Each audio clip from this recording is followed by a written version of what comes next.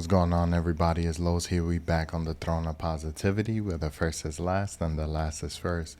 If you're new to the channel, don't forget to hit that subscribe button and also leave a like and comment down below. Let us know how these videos are helping you. Thank you to everybody who has been supporting the ministry. You are greatly appreciated. You are helping to expand the vision for the kingdom of God. We are reaching people everywhere in this world, and people are truly being changed. So this is a full-time ministry. If you would like to partner with our efforts and really make a difference, then please click one of the links in the description below and consider supporting by sowing seed. So today is currently Monday, June 24th.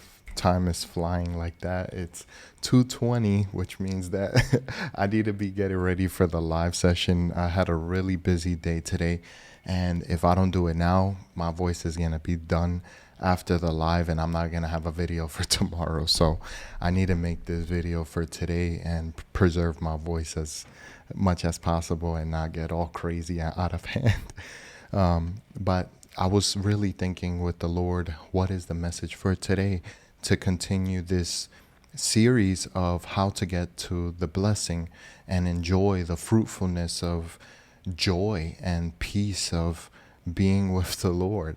And I had so many different messages come in my heart, and this one continue to persevere. And that is that the blessings of the Lord are for those who persevere. Remember that this is a marathon. It is not a sprint. It is a race, but what type of race? With a sprint, you go all out because you have a short distance to travel. You could give everything that you have, and when you cross the line, then you get the rest that you need. But when it comes to a marathon, you have to understand that you can't do that. You need to figure out how to operate on a consistent level so that it can bless you by helping you rest while moving. You need to have a pace that is able to be kept up and not really vary from that. But that takes training, that takes time, it takes sacrifice. So you really want to put that into perspective, because although God's promises don't have an expiration date, they do have a fulfillment date and a date of completion, but we are not told when that is. Glory to God, to the ones who, God said, I'm going to do it by this time next year. Hey, God bless Abraham and Sarah. But they didn't just get this time next year. They had to wait about 25 years for the promise of God to fulfill in their life. So if you put that into perspective, then it'll help you in the way that you wait on the Lord. Because again, if you're waiting on God for something to happen 2 weeks from now, that's a different type of wait than waiting on God for something 5 years from now. And some of us seasoned folk, with that sasso, we got, listen, man, we got a few years in this waiting, and there's people that have waited even longer than me. So since 2014, we've been waiting, and well, even before that, God spoke to me, but we continue to move forward. We continue to seek the Lord in everything that we do to glorify him and just make sure that he's at the forefront and he's at the center. He's the first, he's the last, he's the beginning and the end. He's the Alpha and the Omega in our life. Because again, this is about the marathon. And if you can keep that in mind with a marathon, the way that you go, I've never ran a marathon, by the way. I haven't ran in no, whatever, 5K, 10K, 26 miles. I'm not doing all of that. Running is not my thing. It's not my enjoyed activity. I'll walk. But when you're doing something by that stretch, like a really long journey, you want to set markers. You want to set goals along the race so that you can know where to go. When I was younger, like 16 to like 20, I used to jog a lot, like really jog. Maybe like, I don't know, the most that I've probably ever jogged was like anywhere between 3 to 5 miles. And I've done it in the heat of Florida, in the humidity, in the rain. In the rain is the best part to do it. But you always have to set these markers for yourself so that when you achieve that, it's like this small win that just gives you that jolt of energy that you need to get to the next marker. So the way that I used to do it was, in Florida, there's like the lights that they just keep getting separated, the street lights. And they're pretty good distance away because, in the early days of Florida, not all the roads were the best. So you do that. You need to break up your year, your months, your days, your hours, your time, all have all these things into perspective, because again, if you don't have the right lens, the right view of how you're going to move forward with this, relinquishing your time, relinquishing your control, and just allowing God to do what he wants to do, then you're going to run into a lot of hurt, man. And this is why, for me, I've talked about this many times, is that I'm pretty hesitant with the Lord when I receive words like, oh, it's this time, it's going to be different, or, this year or this time next year. It's like, all right, Lord, if that's what you want to do, I'm believing, I'm moving forward. But I'm not going to sit here doing backflips and get all excited like I did like 5-10 years ago. I used to receive those words and I'll be like, yes, this is it, it's it. And then, it's not it. And then you get hurt. You do it again and it's like, is it? It's not it. And you get hurt and you get hurt and you get hurt and you get hurt. And it's just, that could lead to trauma, and it did for me, actually. It led to a lot of trauma for me. And ultimately it caused a lot of pain in my heart in the early years of my Christian walk. And all of that could be avoided if you understand what you're doing, if you understand where you're going, if you understand that this is a journey. It's about him that's walking on this path with us. And what are we learning about his character, right? Our character is being changed and is being formed, but we are learning about his character. God's character is infinite, right? God is infinite. He's omnipotent. He's not omniscient. He's omnipresent. He's who he is. He's infinity times infinity, right? There's no comprehension to God. He is truly ineffable, indescribable. But God comes in revelation, right? People think that God is binary in the sense of yes and no. Do you know God? Yes or no. But that's not the way that we come to know God. The same way last video we were talking about new levels, new devils. You got to come up with a new fight and new grit, right? Well, there's levels in God, infinite levels in God. So that means there's varying degrees by which you can know God. But the person who draws closer to God shall draw closer to him. That's the way it works. But the only way that we could get closer to God is through what? By humbling ourselves. Why? Because humility equals proximity to God. The more we humble ourselves, surrender into his hands, the more he works and does his thing. So we need to have that into perspective. It's like, all right, this marathon, yeah, we're running so that we could cross that finish line and receive the crown of life and the reward that was so promised to us. But who was with us the entire time? Every time you wanted to faint, who held you up? Every time you were hungry, who gave you to eat? When you were cold, who embraced you? When you were lonely, who was there for you? When you were rejected, dejected, and, oppressed, who defended you? Who was there for you? It was him. Let us not forget that. So in this season that you find yourself in, keep it into perspective. If you have the right perspective, you could do certain things with that. And if you can, again, be careful in the way that you're looking at things and the way that you're waiting, then you can move forward with caution. Just move forward. And what I mean by that is I still have the expectation that God is going to do something amazing. He's going to do miracle after miracle after miracle, like that song says. Yesterday, I was doing something. I was writing something, right? And I couldn't, like, if I disconnect, I have super chronic ADHD. Like, anything will distract me. If anything takes away my attention, I'm hooked and I won't go back to my original task. So I was writing something and I couldn't let it go. So unfortunately, I got to church late. I missed the worship set, which was sad for me because that's the thing that I look forward to the most. Is like, I love the way that God speaks to me through song and finding new songs, because I get I need help getting, like finding new music and stuff. But when I got there, the song that I got to is like, they were just finishing the tithe and then they get up there and they're doing a song. And just that morning at 6 o'clock in the morning, I saw this thing that it was Romans 8:28, right? So when I get there, the song is playing, and I forgot how the song goes, but it's like, it will all work out. So I thought it was the song Work It Out or something like that. I think it's by Maverick City. And I thought it was that song. And then I'm like, wait, no, this is Miracle, or not Miracle, another one where it's Miracle After Miracle. And I just found that song not too long ago. So me listening to the song, I was like, wow, Lord, it just feels like you confirmed what I learned earlier, like what I saw earlier. It was just precious that the Lord spoke to me in that way.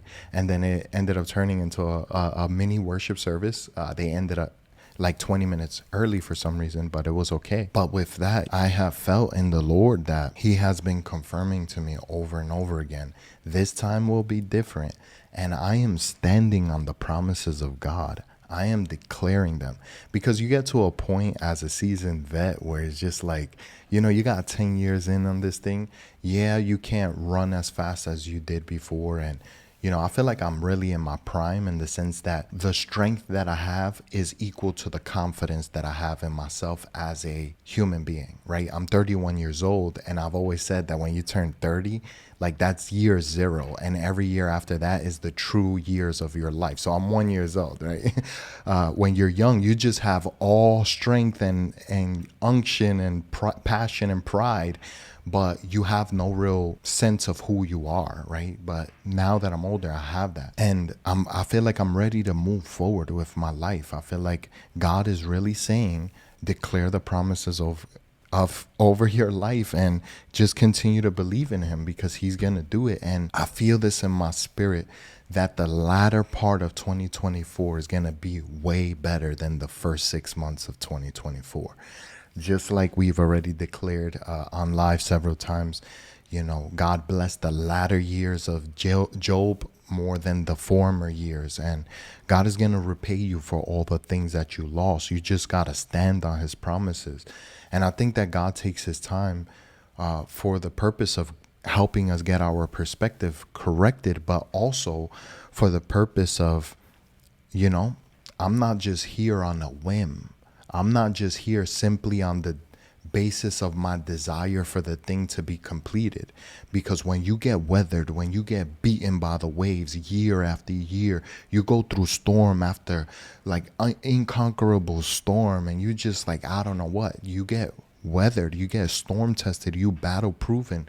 And it's like, I'm not believing these promises simply on the basis of them completing for my desire. I'm believing this because I know who's my God. I have testimony. I have a reputation with the Lord, and he knows where I'm at. He knows how he has tried me. Because a lot of people don't understand, like, why is it that God has to know something from us? Why did God say to Abraham, now I know you won't hold your son back from me? It wasn't because God didn't know.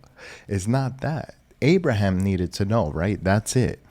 But something that God has really been pressing on me is that it's one thing to know, but it's a different thing to experience. God is God, but he still wants to experience love. Don't you think? Because if I just tell my wife, Mommy, I love you with my whole heart, but I'm going to rely on her knowing that, but I'm never going to prove it. I'm never going to show her.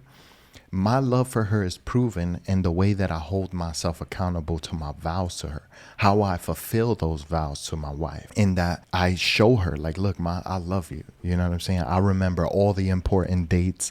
I'm paying attention to all her details. I'm keeping tabs on her life. I know what's going on, what's not going on. I have a sense of her emotions. Where is she, physically, mentally, emotionally, all these other things. And then even within myself, I'm holding myself true. I'm holding myself loyal. I'm forsaking all others, and I'm proving that on a daily. It's one thing to know, but it's a different thing to experience. We can all say, I love you, Lord, but not everybody shows that they love God. That's why, unfortunately, Matthew chapter 7, Matthew chapter 25 says, depart from me, for I never knew you. But the word know in the Hebrew, even though Matthew is Greek, but the word know in Hebrew is intimacy. So it's not just, I never knew you on the basis of friendship. It's like, we never had intimacy. So part from me. do you have a repertoire with God on this journey that you're waiting on him? Is this for his desire or is it for my desire? Is this for his plan or my plan? What is it, for his purpose or my purpose?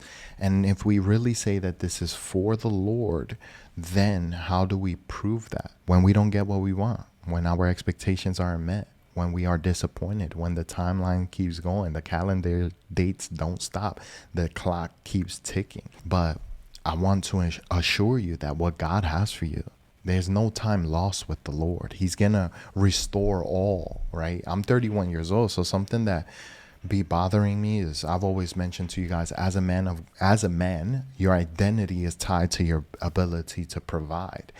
And since I don't have consistency, we're doing this ministry full time and we're living literally by faith. And your boy is like, we need a miracle from God ASAP.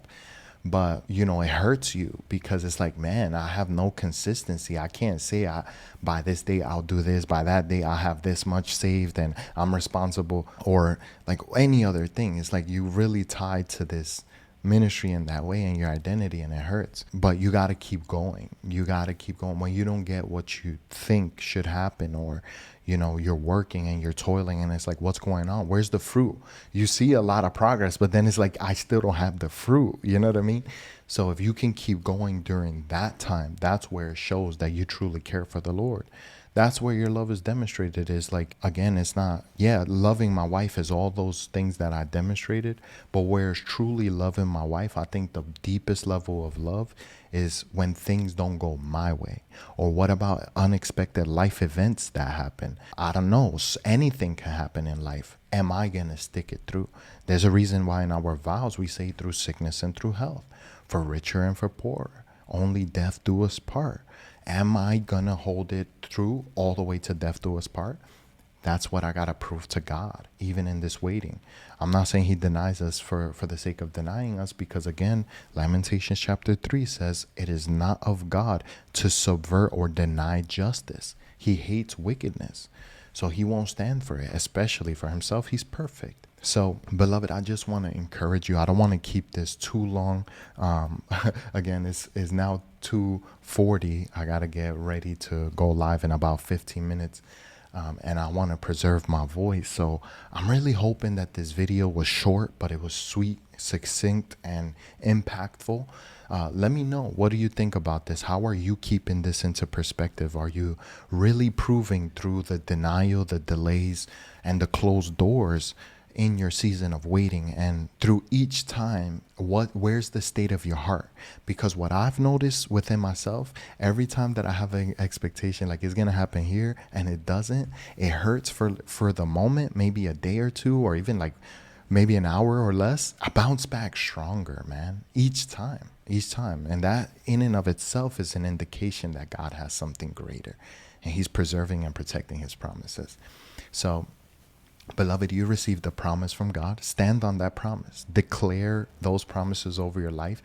Declare and profess the name of Jesus over yourself, over your family, over everything, over your life. And just keep believing. One day it's going to happen. And what are we going to do? I always say this. I just want it. Lord. Please, Lord, whatever you want to show up. So anyways, keep believing in the Lord and you shall surely see. This present suffering is nothing compared to the glory that is to be revealed. Yet the suffering is an indication and a measure by which what is the glory to be revealed. Far greater. So y'all know what it is. It's Los here on the Throne of Positivity. If you would like to support this full-time ministry and make this possible, help your boy with some of the burden. If you feel blessed by the messages and what we have done with this ministry, please consider sharing some of the fruit and giving back if you can. But if not, prayer is the best thing that I can ask for. And I always ask for that woman of my dreams, wherever she finds herself in this world, that you would keep her in prayer as well. So y'all know what it is. It's Losi. We on the throne of positivity where nobody shall dethrone us. We are deuces. Peace.